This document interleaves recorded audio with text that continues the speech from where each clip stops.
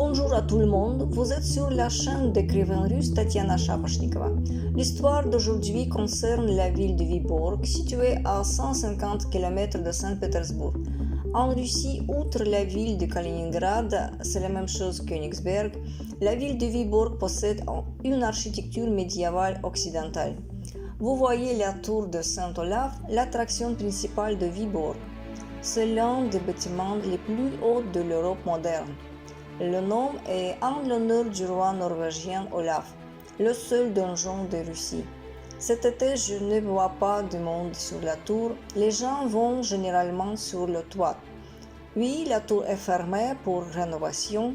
L'administration de la ville promet de faire un ascenseur. C'est un château du XIIIe siècle. Vyborg est entouré de petites baies de tous les côtés. Le bâtiment rouge sur le quai est le vieux marché.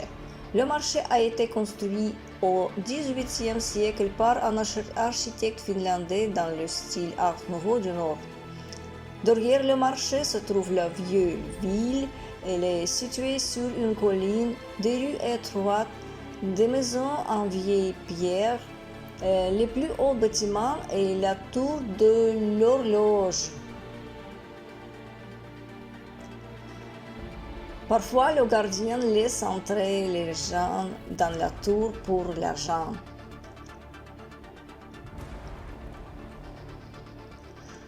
Au centre, vous voyez la tour ronde. Il a construit au XVIe siècle. Les frontières en pierre de la ville passaient à cet endroit. La tour ronde menait des batailles d'artillerie. C'est la place principale de la ville. Le week-end, il y a une foire derrière les voitures. C'est une vue de la ville nouvelle.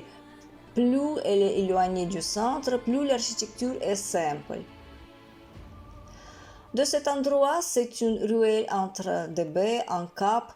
Je fais une vidéo et ma fille dessine des aquarelles du château de Saint-Olaf. Nous avons mangé un petit peu et les mouettes l'ont vu, sont arrivées et maintenant elles nous attaquent.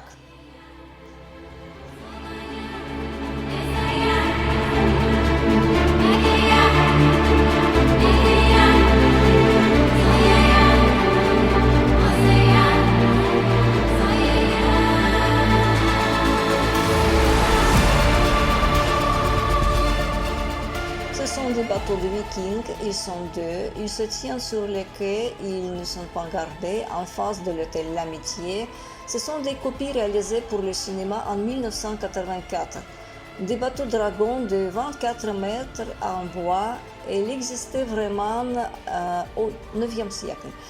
C'est ma rue préférée à Vyborg. Elle sort de la place centrale. Cette maison, il me semble que c'est dans le style d'un palais italien, mais je ne suis pas un expert.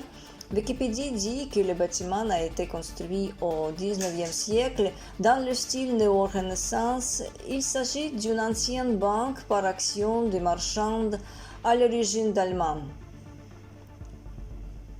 C'est le fameux tramway jaune, un monument. Avant la Révolution, il croisait au Vyborg. Il y a même une route en finnois. Avant la Révolution, Vyborg et ses environs étaient le territoire de la Finlande. Encore une fois, ma rue préférée, qui s'appelle Pionierska, est aussi un bâtiment de banque éclectique. Un beau palais rappelant la Renaissance italienne, décoré de bas-reliefs et d'ornements sculpturaux.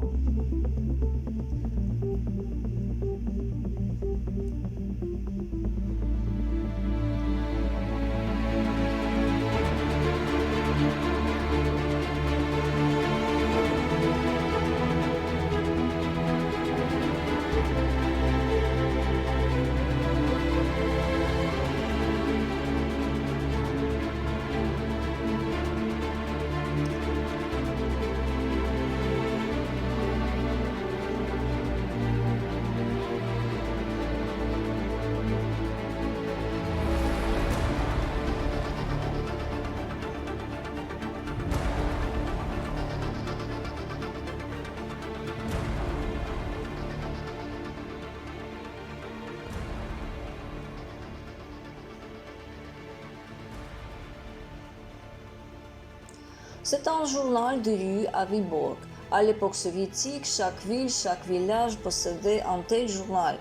Dans ce cas, il s'agit du journal qui s'appelle Izvestia.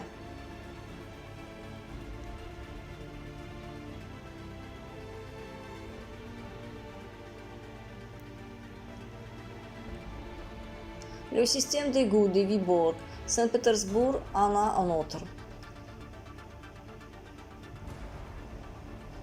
La tour ronde. Maintenant, il y a un restaurant, très cher.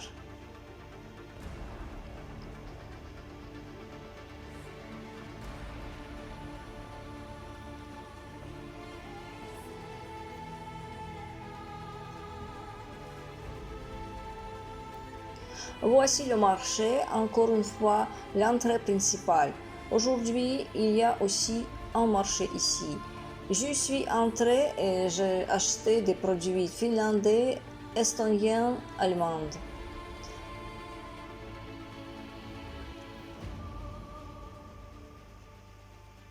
Le bâtiment de l'ancien hôtel de ville.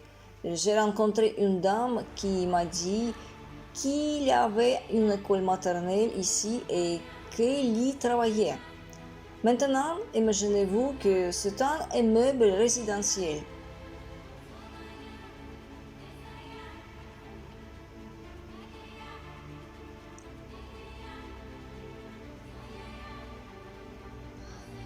Château de Chevalier, c'était la maison des franciscains.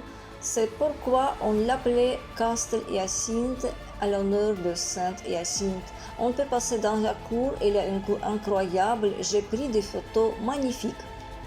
Nous sommes arrivés à Viborg pour 3 jours, c'est le matin du 2e jour. On sur la plage de la ville. Ça m'a un peu rappelé Villefranche-sur-Mer, peut-être parce que c'est une baie, le port est à gauche, le yacht club est à droite et l'air est plus pur. Le célèbre parc de Montrepos, comme vous pouvez le voir, a un nom français. Nous nous sommes installés dans le temple de Neptune. D'ici, la meilleure vue sur la chapelle Ludwig du baron Nicolai. Ma fille le dessine et moi je profite.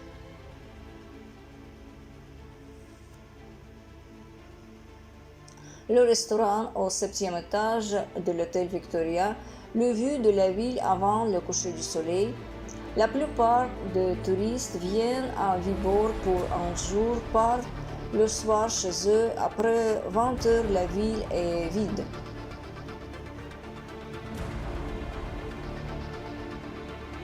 Voici la cape à partir de laquelle j'ai fait la vidéo au début.